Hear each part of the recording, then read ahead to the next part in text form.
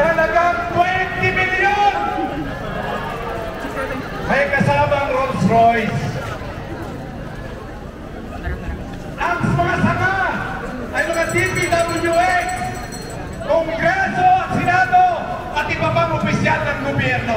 Pero may dalawang malaking sanga ang nakawan sa project.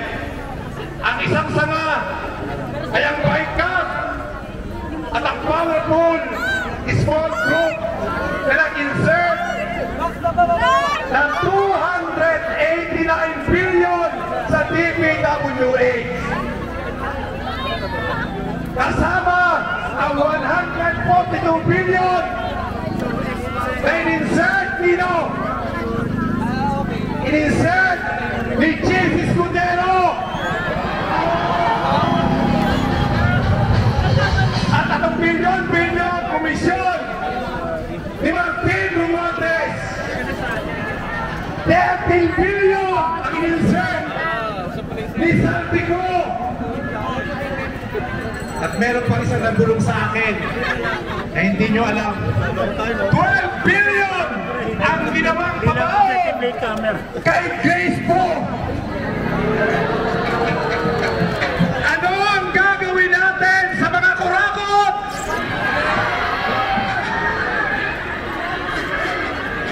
Pero ano ang gagawin?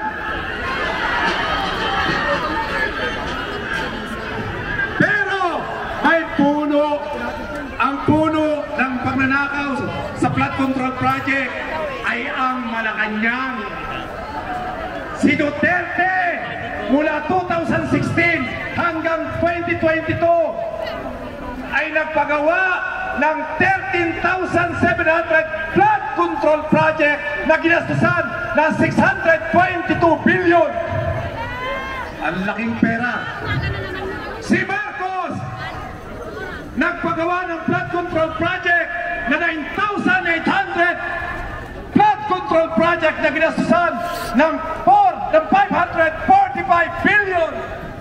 Pag pinagsama nyo yan, 1.2 trillion halos, 1.2 trillion ang ninakaw ng mga walang hiya. Anong gagawin natin sa mga magnanakaw? Ano?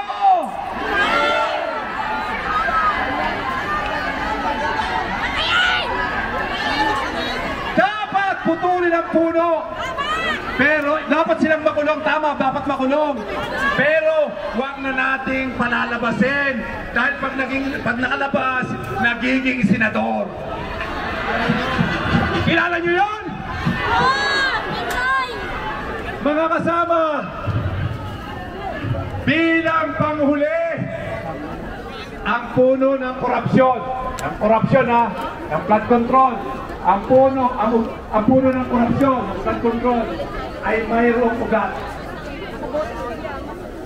At ang ugat ng korupsyon na naging sistema na sa ating bansa ay ang sistema ng aking politika. Ang sistema ng political dynasty.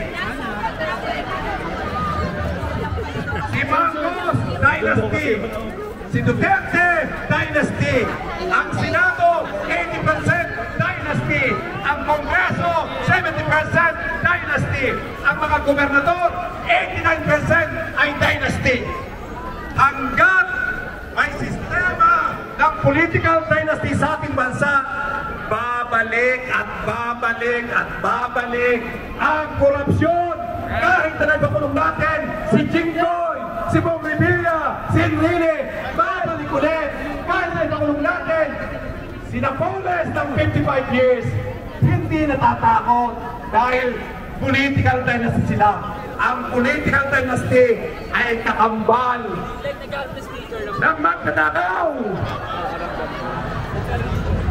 Kaya dapat punutin na natin ang umaasad ang political dynasty. Kung ayaw ng Senado, ayaw ng Kongreso na ipagbawal ito, pagkamat ipinagbawal na ito ng ating konstitusyon, 1987 pa. Kung ayaw nilang ipagbawal yan, Taong bayan ang magbabawal sa political dynasty. Nang sa ganun, mawala na ang korupsyon sa ating bansa. Mabuhay ang ating pagkakaisa. Mabuhay ang sambayan ng Pilipino. Kalayaan sa korupsyon. Nasaan kayo? Okay.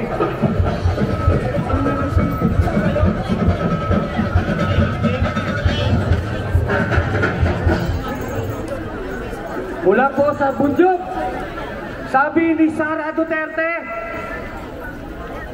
naaawa daw si Rodrigo Duterte sa mga nangyayaring flood control.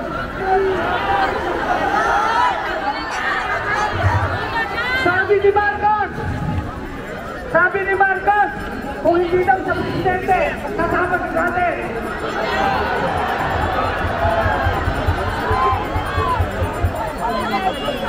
Pwede ba, request? Para kay Rodrigo Duterte, ito ang sagot natin. Walang uuwi! Walang uuwi! Walang uuwi! Walang uuwi! Walang uuwi! Diyan ka na lang!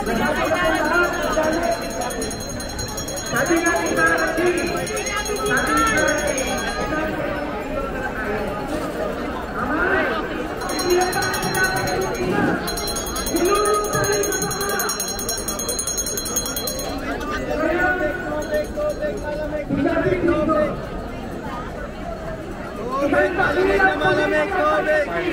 mula pa sa panahon ni Marcos Jr. si Julio, malapot na kawansyon, nandito na lang sa Ugapit. Tinatanong ko rin ang Julio, dapat limanda ang Pilipinas, dapat limanda, dapat Indonesia na. Pero ang sabi natin, ang mga Pilipino magpapagenda.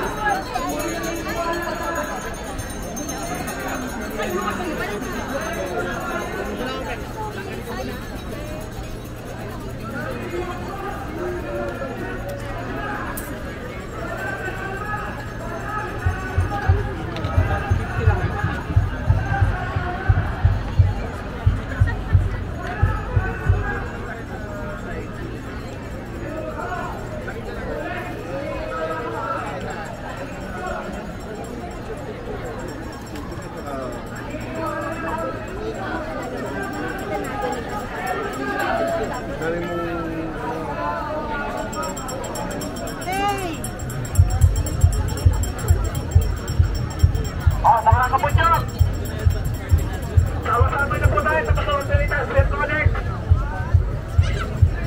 Gagawin na po yung finance program natin.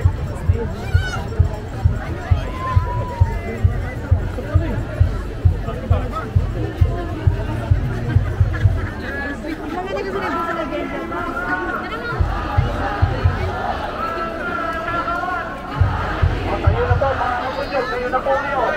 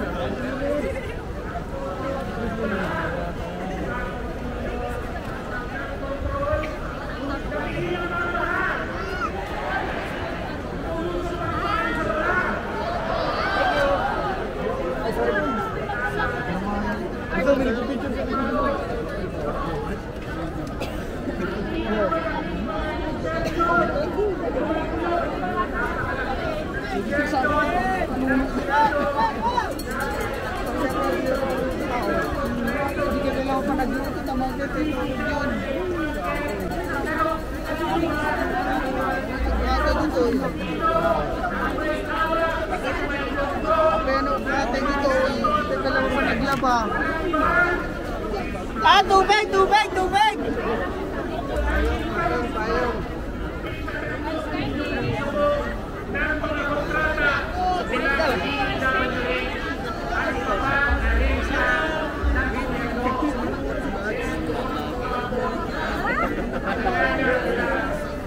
Tubig, tubig, tubig, tubig! Tubig, tubig!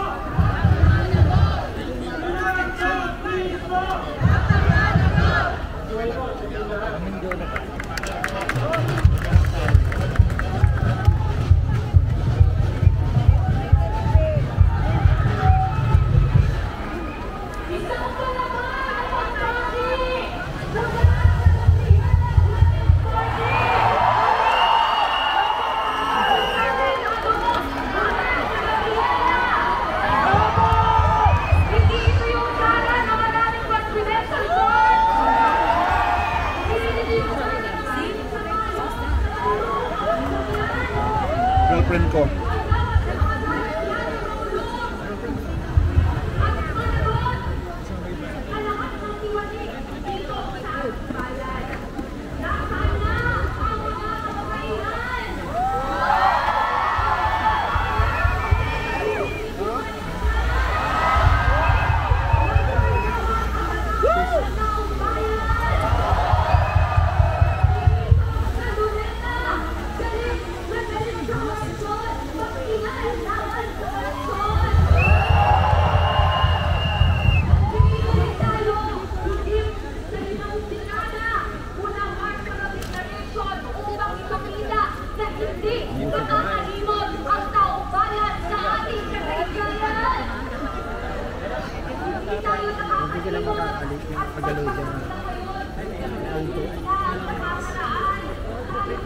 Isa pa akong pagkain nito ni Juan Paul.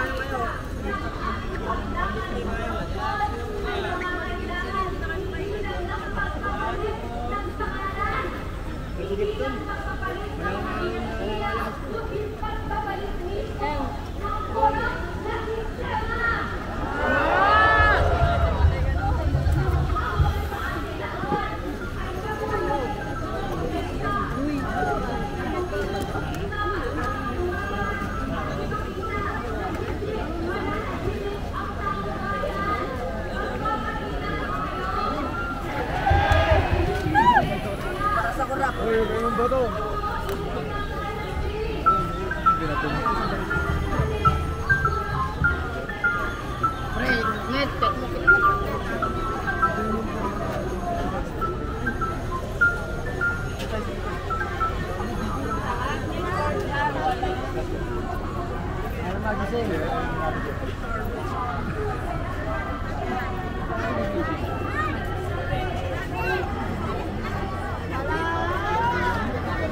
and share po kasama ka sa group page nyo. Thank you.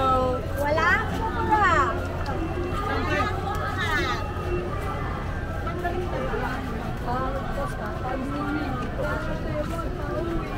Marcos, Pagkasike, Duterte, Magpauli.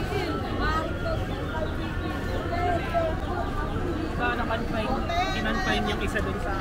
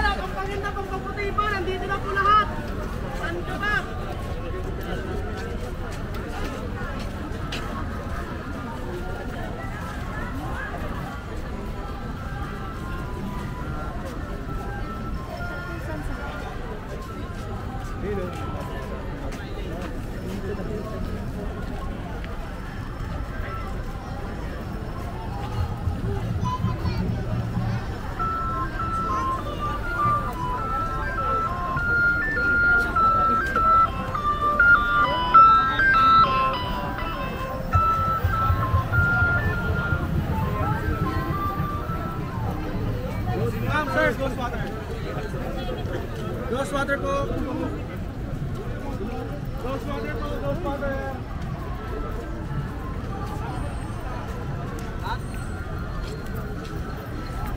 Nagatayang yung mata. Dito lima po.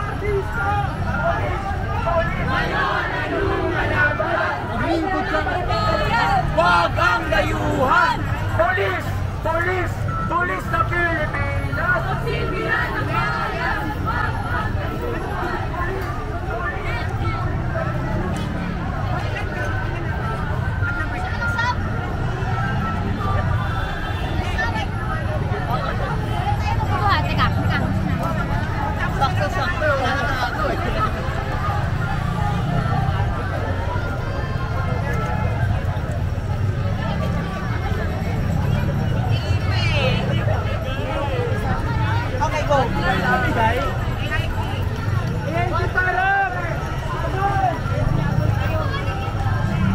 nasa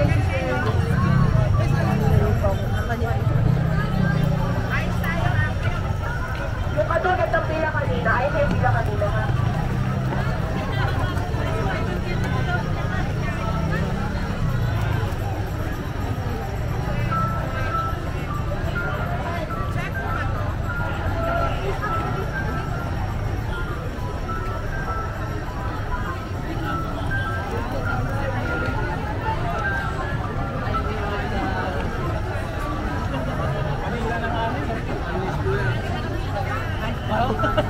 pwedeng sharing. Ay, ang saya-saya. Parang kids na.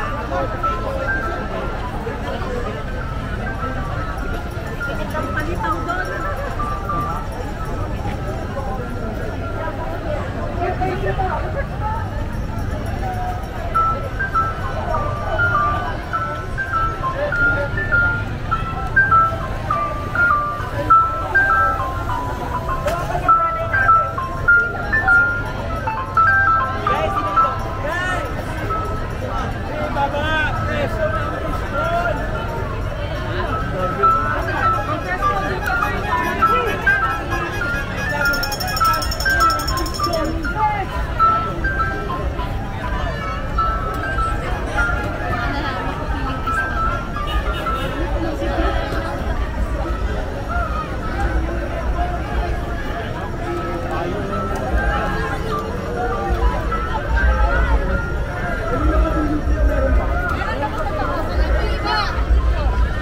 Hindi ko kami binubuksan ng pintuan.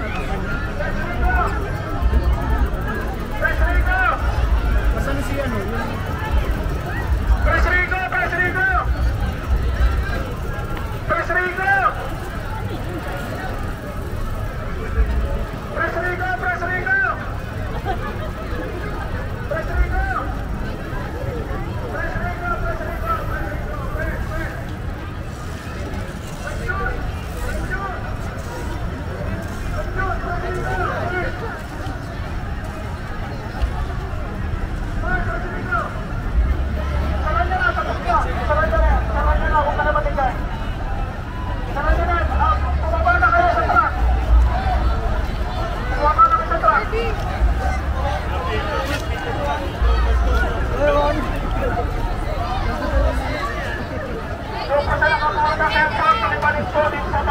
Sa